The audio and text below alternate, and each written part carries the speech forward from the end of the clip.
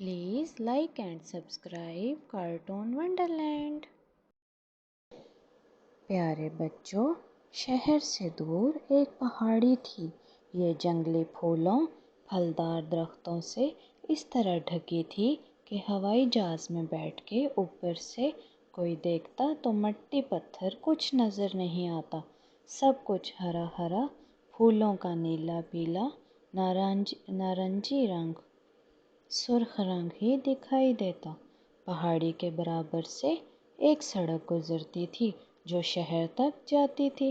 सड़क पक्की नहीं थी, ज़रूरत भी क्या थी, इसलिए कि इधर लोगों का आना जाना बहुत कम था।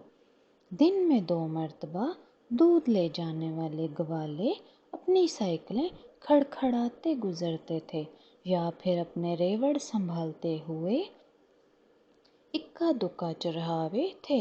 हफ्ते में 1-2 मरतबा घोड़ों पर सवार सरकारी कारिंदों का गुजर होता था।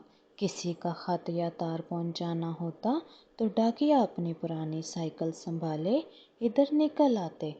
वो आधा दिन गुजार के पहाड़ी की दूसरी तरफ बस्तियों में गिनती के चंद खत पहुंचाते और वापस शहर लौट जाते। खुद बस्ती के कुछ लोग कभी कभार शहर जाते थे। वो अपनी ज़रूरत का सामान वहीं के एक दुकानदार से ख़रीद लेते थे।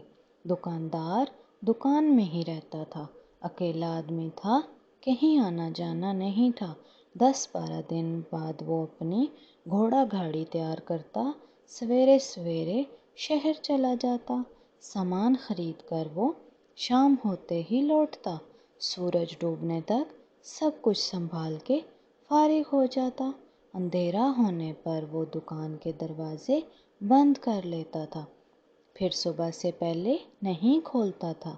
चाहे कुछ भी हो जाए, कोई भी आ जाए, मगर कोई क्यों आने लगा। बस्ती के लोग मगरिब होते ही घरों में बंद हो जाया करते थे, फिर दूसरे दिन सूरज के साथ ही निकलते थे।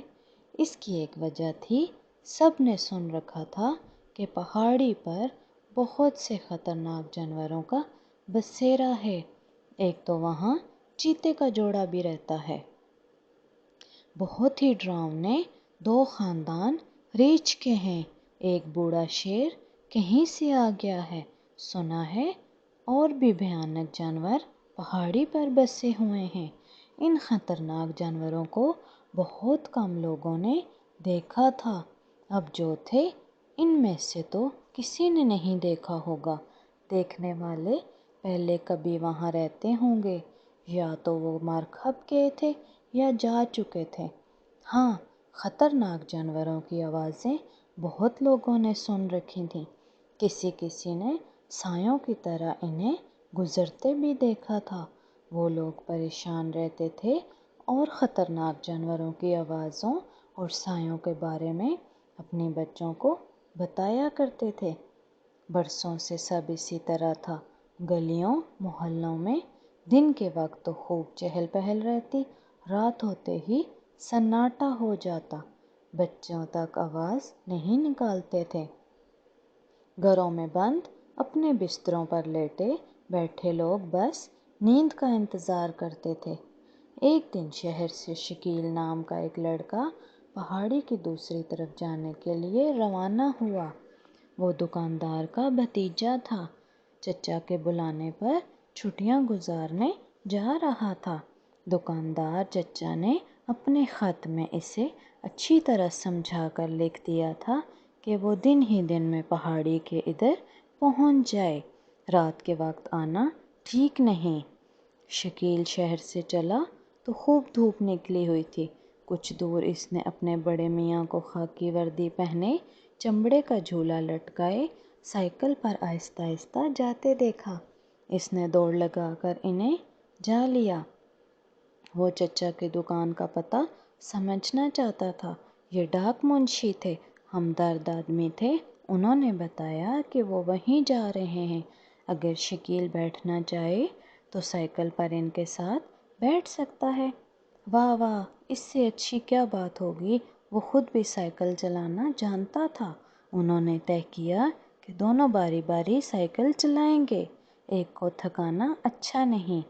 خیر، پہاڑی کے برابر سے جاتی اس سڑک پہ دونوں چلے جا رہے تھے، اتفاق سے ایک جیپ گاڑی پہاڑی ڈھلان پر اترنے لگی۔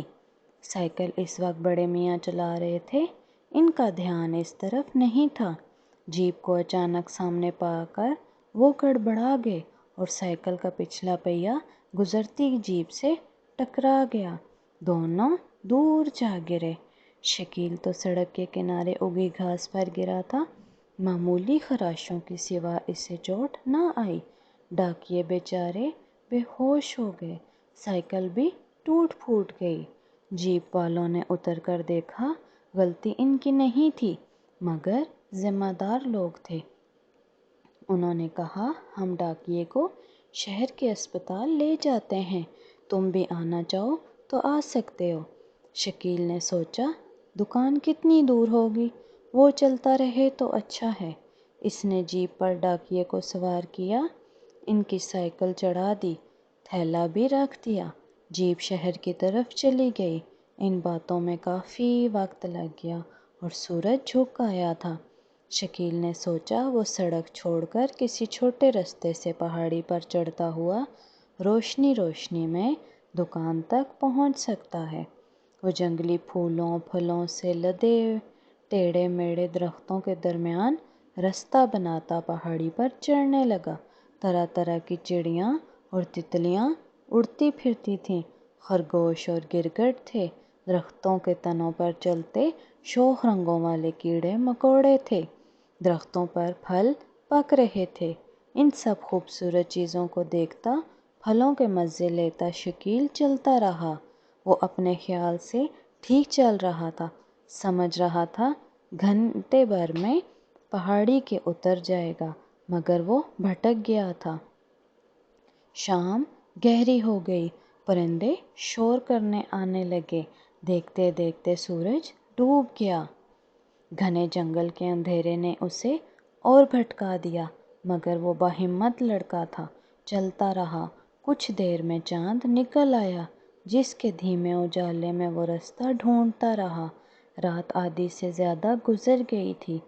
شکیل تھک گیا تھا، اسے بھوک بھی لگ رہی تھی، مگر چاندنی رات میں پہاڑی کے ہرے بھرے درختوں اور اڑنے پھرنے والے پرندوں اور جانوروں کی آوازوں سے ایسا کچھ سما بندھا تھا کہ وہ رات کو کھلنے والے پھولوں کی خوشبو نے ایسا جادو چلایا کہ شکیل کو بھوک اور تھکن کا زیادہ خیال نہیں آیا۔ آخر اجالا ہوتے ہوئے وہ دوسری طرف جا اترا۔ اس کا چچا دکان کھولنے کی تیاری کر رہا تھا۔ شکیل کو پہچان کر وہ خوش ہوا اور پریشان ہو گیا، بھلا اس طرف سے اس وقت کوئی یہاں کیسے پہنچ سکتا ہے؟ رات میں تو پہاڑی پر خطرناک جانوروں کا راج ہوتا ہے۔ شکیل کے لیے ہر خطرناک جانوروں والی بات نئی تھی۔